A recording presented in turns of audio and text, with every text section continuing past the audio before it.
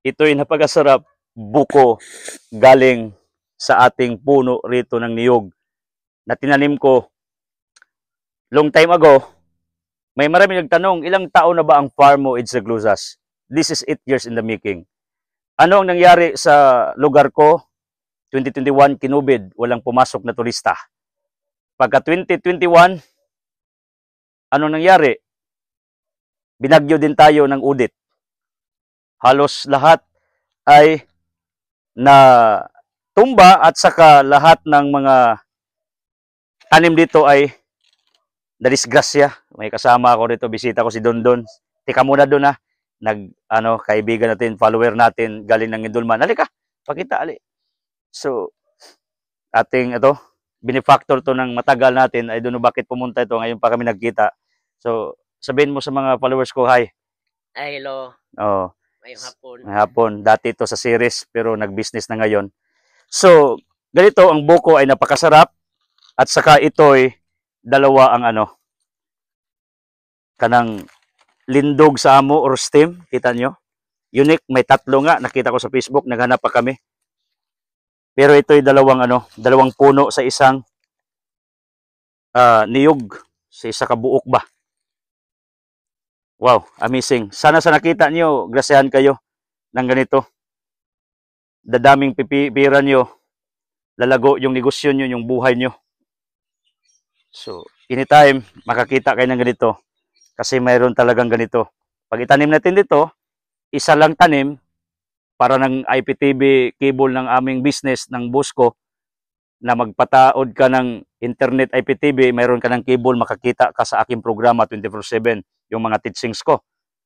Ganito, one stone hitting two birds. Silito lapid nga, isang bala, dalawang patay. Isang niyog, dalawa ang puno or stem. Ito para sa akin ay blessing. So ito'y buko. Sana kakain kay one day ng buko, maraming buko sa kapaligiran. At dito rin, mayroon tayong, ito ay lemon. Ito ay passion. At ito ay tamarin for binhi consumptions dito. At ito ay ating saging. Ito'y sira na pero makain pa rin kung gustuin. Ito'y pwede masaing at ito'y pwede mabinta. So dito ako nag-exhibit, kahit sabihin ng iba, kawawa yung bunga, at least mayroon kaysa wala. Kasi may iba dyan nagalit sa akin, bakit daw yung mga prutas ko mga sira ang porma, sa kanila daw sa Davao ang ganda daw. Simpre, medisina sa kanila, sa akin walang medisina, natural. Kung gulay nga, mas pakainin ako doong inuuod kaysa wala. Peligro yung dangerous yung mga pagkain na napakasinaw. Full of medicine yun, inisprihan. Pero yung sira-sira, wala yun.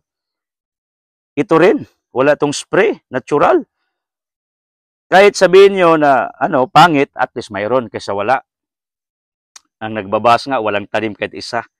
Kasi seasonal talagang prutas, may okay na panahon tulad ng buungon, may okay panahon, may panahon rin hindi.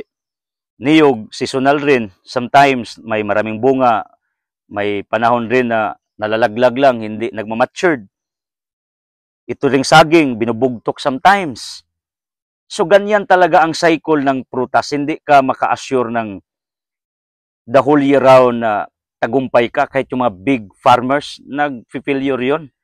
Kasi seasonal nga, inatake ng mga insekto, kahit anong medisinang tinitira nila, hindi sila nakasolve ng mga ganun. So, hopefully, yung practice ko sa buhay, na ako'y napakasinop or kanang daginutan ba, kahit gagmayng butang akong gidaginot. Kasi isa yung sikreto para magtagumpay ka talaga sa buhay. Tulad nito, sinisibor natin ito kasi for us, this is very wonderful na blessings. Pero sa iba, sabi la reject yan, okay lang. Iba sa inyo, iba sa amin. Pero gusto ko lang sabihin, grasya ito, grasya ito, grasya ito, grasya ito. Magkagrasya sana kayo. Okay? God bless you.